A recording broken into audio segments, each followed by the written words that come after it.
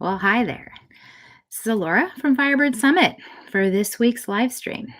Once again, I'm still in California, but I have had an interesting visit here, including last night, which leads me to what I want to talk about today. So, I was out with a very old family friend last night, and we ended up running into somebody at a bar and having a conversation that ultimately resulted in a sort of unusual amount of mansplaining. I have to say, it's been a while since I've been on the receiving end of that. I almost forgot what it felt like. And it really reminded me of a conversation I had with someone a couple days ago. So, a woman that I've worked with for many, many years has recently gotten a new boss.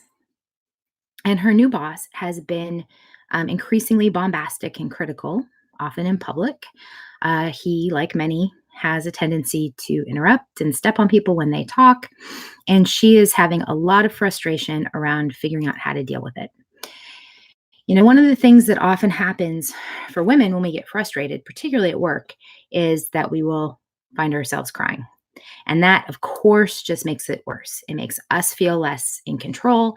We worry about what the perception is because the way men and women view crying in those situations is often different.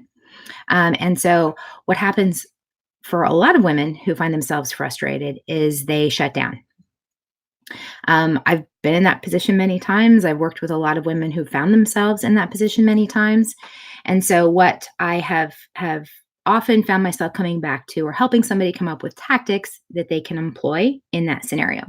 So today we're going to be really tactical.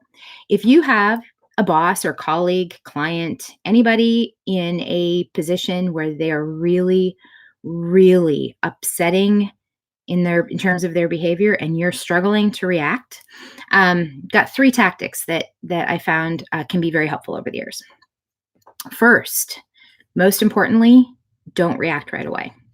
In our instant message, text friendly, 24/7 rapid response mode of working a lot of times now, it's a natural inclination to try to respond quickly. Quite often, if you're frustrated, that's probably the last thing that you should do. Stop, take a breath, go for a walk, take a couple minutes. While I'm sure that they are used to you responding right away, part of you establishing some boundaries about how you are willing to allow yourself to be treated is going to be around stepping back when you need to step back for you. Now, that's obviously a little easier to do in the case of a text message or an email or something where you have more flexibility around your response time than in person. So that leads me to tactic number two.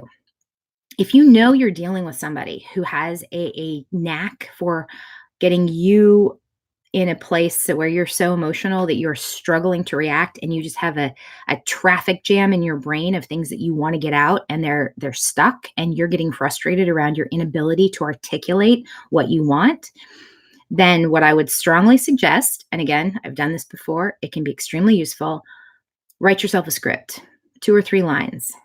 You know what? Clearly right now, this situation has both of us upset. I'm really not feeling like we can have a productive conversation. We'll come back to this later. Whatever it is, there are plenty of ways that you can do this. And obviously, it will have to vary depending on your relationship with your boss or this person or whoever it is.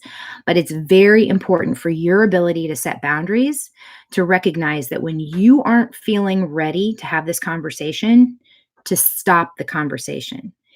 Most people who react or who have this tendency don't necessarily either recognize it in the moment or they're using it as a power trip. In either case, you putting your foot down is an important first step for you establishing the boundaries to tell them what is and is not acceptable behavior when it comes to how they treat you. So the last one is something that I do all the time with people who tend to interrupt. Interrupting is a really horrible habit. And unfortunately, it is a common one that women in business environments find themselves experiencing more often than our male counterparts. And the thing that I find really useful is anytime I'm in a meeting with a notorious interrupter, I keep a notepad and a pen, and I just tick off how many times, one, two, three, they interrupt somebody. Could be me, could be other people, whomever it is. Usually, interrupters are pretty indiscriminate and they'll interrupt almost anybody, but sometimes they might just be interrupting you.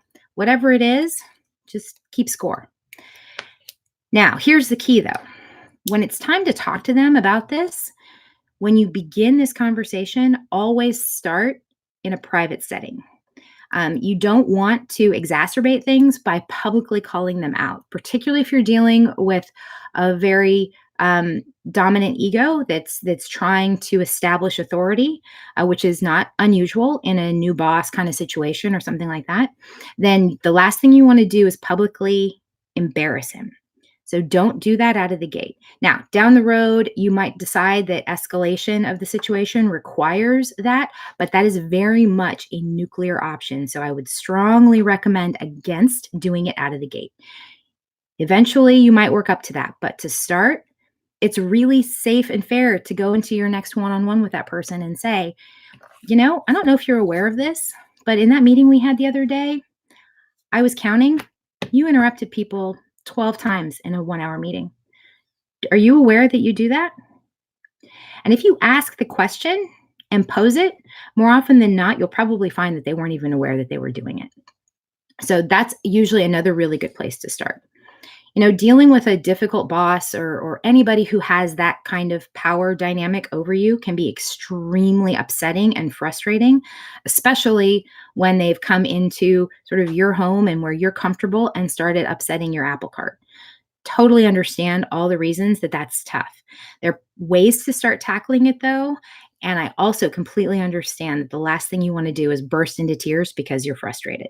So, the last piece of advice I'll give on this front here today is pay attention to your physical symptoms.